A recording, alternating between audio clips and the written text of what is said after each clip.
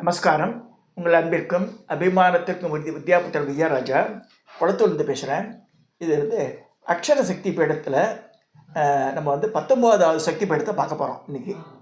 இது என்னுடைய 292வது வீடியோ. இந்த தயவுசெய்து வீடியோ சப்ஸ்கிரைப் பண்ணுங்க, ஷேர் பண்ணுங்க, லைக் பண்ணுங்கன்னு கேட்டுக்கிறேன். இதில் அம்பாஜி கோவிலில் இருக்கிற அந்த தேவி, இந்த 19வது சக்தி பீடத்துக்கு உண்டான தேவி தூம்ரா தேவின்னு சொல்லப்பட்டிருக்கு. அங்கே இதுதான் இந்த காலில் 3வது கா, அதுக்கு உண்டான தேவதேவம்.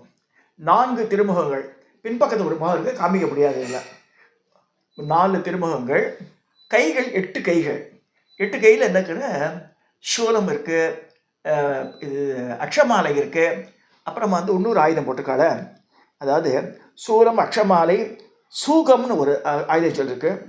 இந்த வரமுத்திரை அந்த பக்கத்தில் என்ன இருக்குன்னா, இடக்கரங்களில் புஸ்தகம், கிண்டி, கபாலம், அபயமுத்திரை இது இருக்குது.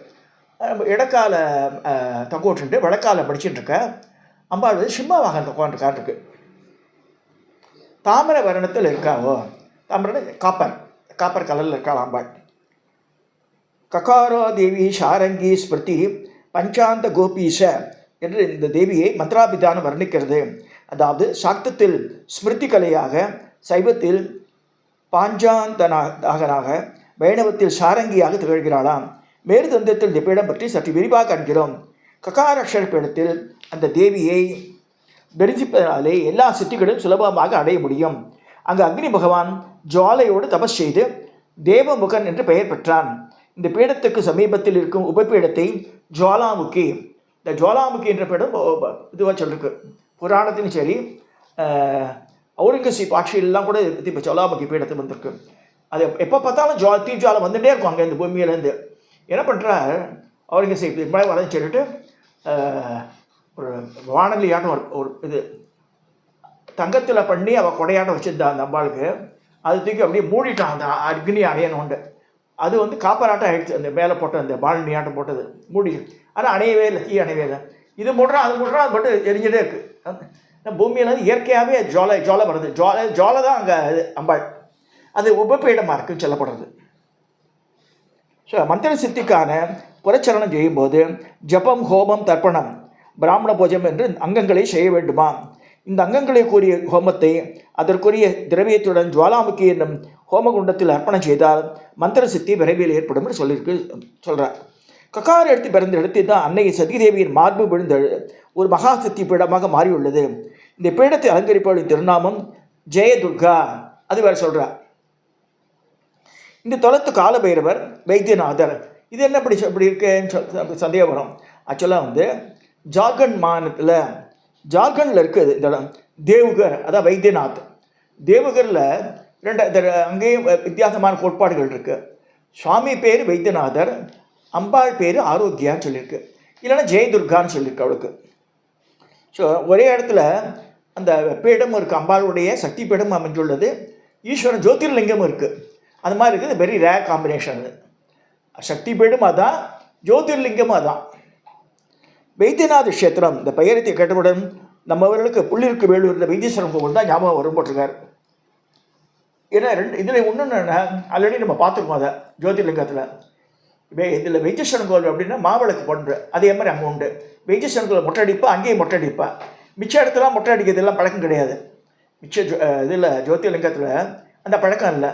இந்த 2 வைத்தியநாத ஸ்தலத்துலேயும் இந்த மொட்டை அடிக்கிற பழக்கம் இருக்குது. மாவிளக்கு போடுறது இன்றைக்கி 2 இடத்தையும் பண்ணிருக்கா. அதே மாதிரி ஒரு 80 கிலோமீட்டர் நடந்து காவடியில் இந்த புனித கங்கை நீர் எடுத்துன்னு அவாவா அபிஷேகம் பண்ணுவாங்க. ராமர் லக்ஷ்மணர் மாதிரி 80 கிலோமீட்டர் வாக்கடு ஆல் த வே. சக்கரவர்த்தி திருமகனாக இருந்தாலும் ராமபிரான் காவடியில் அந்த கலசங்கள்லாம் வச்சுட்டு 2 சைட்லேயும் வாக்கடு ஆல் த வே. அந்த அந்த கங்கை நதி பாயிற இடத்துல இருக்குது. காசி இல்லை, மிச்ச இடத்துலேருந்து கொஞ்சம் பல இடத்துல பாயிறது இல்லையா. அங்கேருந்து நியர்பை 80 கிலோமீட்டர்ஸ். அங்கே ராமபிரான் கொண்டு அபிஷேகம் பண்ணுறதாக ராமாயணம் சொல்கிறது. தமிழ்நாடு வைத்தீஸ்வரர் தன்னை நாடு பக்தர்களின் உடற்பணிகளை அறவே நீக்கி அருள் பாலிப்பதை கண்கூடாக பார்க்கலாம். ஆனால் தேவகர் வைத்தியநாதனோ தன்னை வழிபடும் அன்புகளின் பிறவிப்பணியை நீக்கிவிடுகிறார் அப்படின்னு சொல்லப்படுறது. முதல் வித்தியாசம், ராமேஸ்வர ராமலிங்கம் போல் தேவக வைத்தியாலுக்கு அனுதினமும் சுத்த கங்காபிஷேகம் நடக்கிறது. மிச்சல ஜோதிலிங்கத்தில் கிடையாது. பலம் ராமேஸ்வரத்தில் உண்டு. ராமேஸ்வரம் இந்த கோடி, அது அந்த கோடி. அங்கேருந்து காசி விஸ்வநாத, காசின்னாலே கங்கை தானே. அந்த தண்ணி கொண்டு வந்து ராமேஸ்வரத்தை கொண்டு வந்தா. இது வந்து யார் ஆரம்பித்தான்னா, அந்த காலத்தில் அகல்யாபாய் ஹோல்கர் அவள் ஆரம்பித்தாள். அதே மாதிரி அகல்யாபாய் ஹோல்கர் பற்றி சொல்லும்போது பாக்கிஷ்மதியை சொல்ல வேண்டியிருக்கு. அங்கே கோடிலிங்கார்ச்சனை இன்னி வரைக்கும் நடக்குது. அவள் ட்ரஸ்ட் இருக்குது இன்னி வரைக்கும். மகாராணியாக இருந்தாலும் நவரத்தனங்கள்லேயே லிங்கம்லாம் பண்ணி ஆட்டியிருந்தாலாம். எத்தனையோ தோலா தங்கத்தில் தொட்டில் ஆட்டம் பண்ணி அதில் சிவபூஜையெல்லாம் பண்ணி பிராமணாவை வச்சு பிராமண போஜன இடத்த நான் போனப்போ பார்த்தாங்க. இந்தூருக்கு போயிருக்கும்போது ஐ வென்ட் த்ரைஸ். ஸோ இந்தூருக்கு போயிருக்கும் போதெல்லாம் அந்த இதை பார்த்துட்டு வருவேன். ரொம்ப அழகாக இருக்கும், அவ்வளோ டெக்கரேட்டிவாக இருக்கும். ஒவ்வொருத்தருக்கும் சீட்டிங் அரேஞ்ச்மெண்ட்ஸும் அழகாக இருக்கும். அங்கெல்லாம் உட்காந்துக்கு மட்டும் பலகா இல்லை, சாப்பிட்றதுக்கும் ஒரு ஸ்டூல் மாதிரி இருக்கும் முன்னாடி, டெக்கரேட்டிவாக இருக்கும். அதில் இலையை போட்டு அப்போ தான் சாப்பாடு போவான். அது தனி ஒன்லி ஃபார் பிராமின்ஸ். அது அந்த மாதிரி வச்சுருந்தாங்க. வேதிக் பிராமின்ஸ், எல்லா பிராமணர்கள் இல்லை, வேதம் படித்த பிராமணர்கள் குடிமை வச்சுட்டு அது மாதிரி சாஸ்திரோத்தமாக இருக்கிறவர்களுக்கு அது மாதிரிலாம் பண்ணியிருந்தாங்க. எவ்வளவு தொலைவிலிருந்து நீர்க்காவடிகளை பக்தர்கள் சுமந்து வருகிறார்கள் தெரியுமா? 105 கிலோமீட்டர் நீளம், 105 கிலோமீட்டர் தூரம். ஒருவர் இருவர் என்றில்லை, லட்சக்கணக்கான கங்கா காவடி பக்தர்கள் 2004ஆம் ஆண்டு ஆவணி மாதத்தில் மட்டும் 45 லட்சம் பேர் தூக்கின்னு போயிருக்கா அந்த தேவகர் வைத்தியநாதத்துக்கு அபிஷேகம் பண்ணுறதுக்கு. சிராவண மாதம் முழுவதும் பக்தர்கள் கூட்டம் இங்கு கட்டுக்கடங்காது. சிராவண மாதத்தில் இறைவன் ஆலகால் விஷத்தை உண்டதாகவும் அதனால் அவர் திருவேணி முழுக்கவும் தகிப்பதாகவும் அந்த தகிப்பை தணிக்கவே கங்காஜலத்தில் அபிஷேகம் பண்ணுறான்னு ஒரு கோட்பாடுங்க. இப்போ சுவாமியே சரணமையப்பான்னு போடுறா இல்லையா, அந்த மாதிரி அவள் பாபாஜி பாபாஜி வைத்தியநாத் அப்படின்லாம் சொல்லுவாள். ஒவ்வொரு ஊரில் ஒரு பழக்கம். தேவக வைத்தியன ஆலயத்துக்குள் விளங்கும் சிவநாத் திருமேனி 12 ஜோதிர்களில் ஒன்று. மகாராஷ்டிரா மாநிலத்தில் இங்கே மகாராஷ்டிரா பரையிலே வைத்தியநாத் இருக்காது, கிடையாது. அது ஜோதிர்லிங்கம் கிடையாது, அதுதான் ஜோதிர்லிங்கம். நம்ம ஆதிசங்கர் சொல்கிறார், பரமாச்சாரியா சொல்கிறார், பல மகான்கள் சொல்லியிருக்கா. இவா ஆல்ரெடி இருக்குது 2-3 இங்கே மகாராஷ்டிராவில். இவா திருப்பி எல்லாத்தையும் எல்லாம் மகாராஷ்டிராவுக்கு வர முடியுமா? முடியாது. அதான் பீமா சங்கர் மகாராஷ்டிராலாம் இருக்குது. இது நாசிக் பக்கத்தில் இது இருக்குது, என்ன திரேபகேஸ்வரர் மகாராஷ்டிராலாம் இருக்குது. இதெல்லாம் அதையும் வச்சுக்கிறான்னா முடியும். ஸோ பரல்யா வைத்தியநாதம் என்ற இருக்கே தவிர பரளி இல்லை. சிவபுராணத்திலும் வைத்தியநாத கஷேத்திரம் பரளியில் உள்ளது என்று குறிப்பிட்டிருக்கிறது. ஸோ பரளி என்ற வார்த்தையை அதில் தேடினாலும் கிடையாது. பரளி என்பது கிராமத்தின் பெயர். ஆதிசங்கர் தனது துவாசலிங்க ஸ்தோத்திரத்தில் வைத்தியநாத கஷேத்திரம் இருப்பிடத்தை பூர்வோத்ரே என்று குறிப்பிடுகிறார். அதாவது வடகிழக்கு பகுதி என்பதாகும். இதிலிருந்து இந்த தலம் நம்ம பாரத பூமியின் வடகிழக்கு அந்த பிராந்தியத்தில் அமைந்துள்ளதை எடுத்துக்கலாம். ஜார்க்கண்ட் மாநிலத்தில் தேவகர் வைத்தியநாத் ஆலயத்தை அடைய பல மார்க்கங்கள் உண்டு. பாட்னா ஹவுரா மார்க்கமாகவோ சென்னை ஹவுரா டெல்லி மார்க்கமாகவோ ரயிலை பயணம் செய்தால் ஜெசிடீக் என்ற ரயில் நிலையத்தில் இறங்க வேண்டும். இங்கிருந்து 6 கிலோமீட்டர் தூரத்தில் தேவகர் அடைய வாகன வசதிகள்லாம் உண்டு அப்படின்னு போட்டிருக்கார்.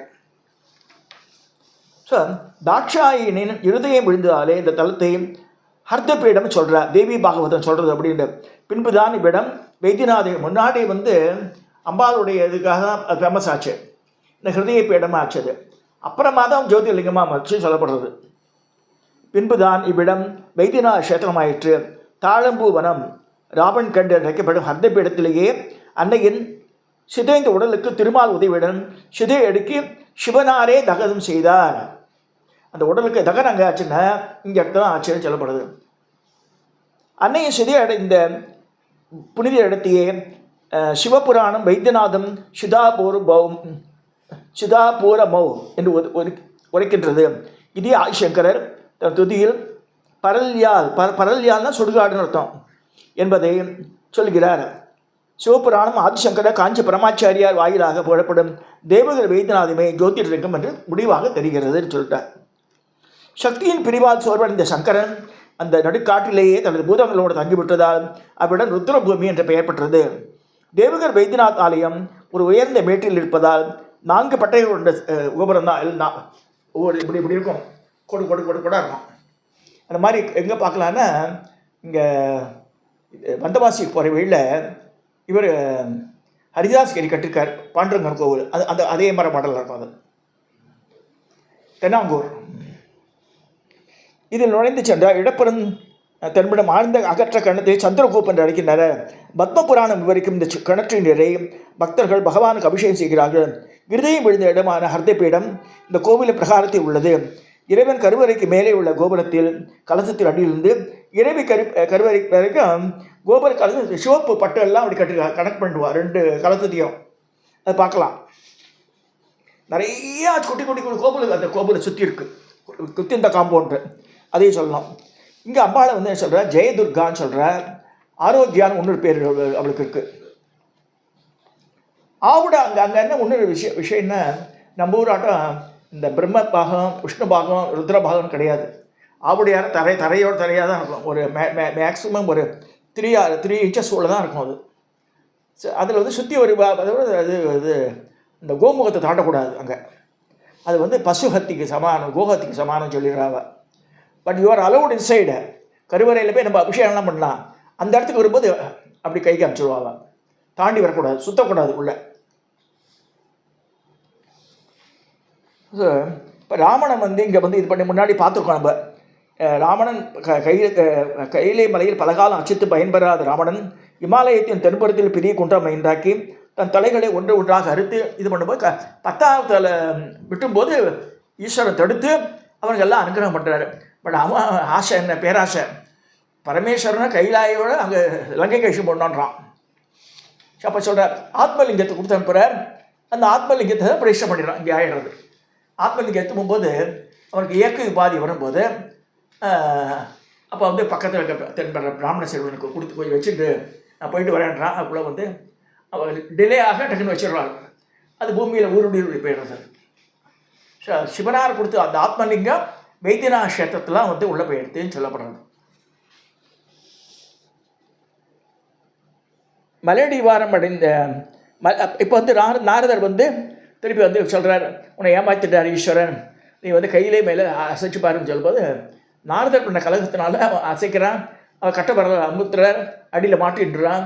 அப்புறம் ஓலை முட்டை அடறான். அப்புறம் இது கையை ஒடிச்சு ஒரு கையை ஒடிச்சே தம்பு இதுவாட்டம் வேடையாட்டம் பண்ணிவிட்டு அதில் வாசிக்கிறான். சாமகானம் பாடும்போது இறைவன் மனமகிழ்ந்து அவருக்கு திருப்பியை வந்து எல்லா தலையும் கொடுத்துட்றார், எல்லாம் கொடுக்குறாரு அவருக்கு திருப்பியும். அப்போ அதாவது ராமணேஸ்வரர் வந்து நிறைய பக்தி உள்ளவன் இல்லைன்னு சொல்ல முடியாது. அப்பா வந்து விஸ்வரசர். அந்த இதில் அப்பா வழியாக அம்மா ராட்சச பாதாள வந்து கேகேஷி. இப்போ வந்து விஸ்வரசுக்கு வந்து இது போல பார்த்ததுனால பிராமண குலத்தினுடைய இதெல்லாம் உண்டு. அவருக்கு தபஸ் பண்ணுறது, ஜபம் பண்ணுறது எல்லாமே உண்டு ராவணனுக்கு. பட் அவன் அசுர சக்தி ஜாஸ்தியாக இருக்கா வந்து. அதனால தான் அவன் ரொம்ப கர்வப்பட்டெல்லாம் பண்ணும்போது கடைசியில் சீதாதேவியை கை வைக்கும் போது அவனுக்கு அழிவு கொண்டாரான். அது வரைக்கும் அவனை யாரும் ஒன்றும் பண்ணலையே. இப்போ வந்து ராவணன் தேவக தலம் வந்தபோது இயற்கை உபாதி ஏற்பட்டு இறைவன் வைத்த திமிழ்ந்தன்படி லிங்கத்தை கீழே வைக்கக்கூடாதாலும் ஜல மோசனம் செய்யாதாலும் வருந்தி நாற்புறம் பார்த்தான். அங்கே அந்தாலும் சொல்லுவான் வேடம் தாங்கி இருந்த விநாயகர். சில பேர் திருமால்னு சொல்கிறார், யாராவது ஒருத்தர் வாங்கி வச்சிடுறா சின்ன பையனாட்டம் வந்து. ஸோ அப்படி தான் ஏற்பட்டது சொல்லப்படுறது. ஸோ இந்த அம்பாளை சொல்லும்போது ஜெயதுர்காவை வணங்கும் தியான ஸ்லோகம் பாடி அடிப்படுவோம். கருத்தை மேகம் போன்றவள், கடைக்கண்ணினால் சத்துருக்களுக்கு பயத்தை உண்டு பண்ணுபவள், சந்திரகலை தரித்தவள், 3 கண்களுடன் கூடியவள், சங்கு சக்கரம் கத்தி திரிசூலம் தரித்திருப்பவள், சிம்மத்தின் மேல் அமர்ந்திருப்பவள், மூவுலகையும் தன் ஒளியால் நிரப்புபவள், சித்தியை விரும்புபவர்களால் சேவிக்கப்படுபவள், தேவர்களால் சூழப்பட்டவள் ஆகிய ஜெயதுர்கையை தியானிக்கிறேன் வருது இந்த ஸ்லோகம். ஸோ இந்த இதில் வந்து இந்த ரூபம் இருக்கிறது வந்து அம்பாஜி கோவிலில், ஜெயதுர்கா இருக்கிறது வந்து வைத்தியநாத கஷேத்திரத்தில். ஸோ வைத்தியநாத கஷேத்திரத்தில் நம்ம எடுத்துக்கணும். அங்கே சக்தி பீடும்போது அது அந்த ரூப லாவண்யம் அப்படின்னா இப்படி இருக்குது சொல்லப்படுறது. ஸோ 8 கை 4 முகங்கள் சிம்மவாரில் அம்பாள் இருக்கா. இதை சொல்லி இந்த 292வது வீடியோவை நான் நிறைவு செய்கிறேன்.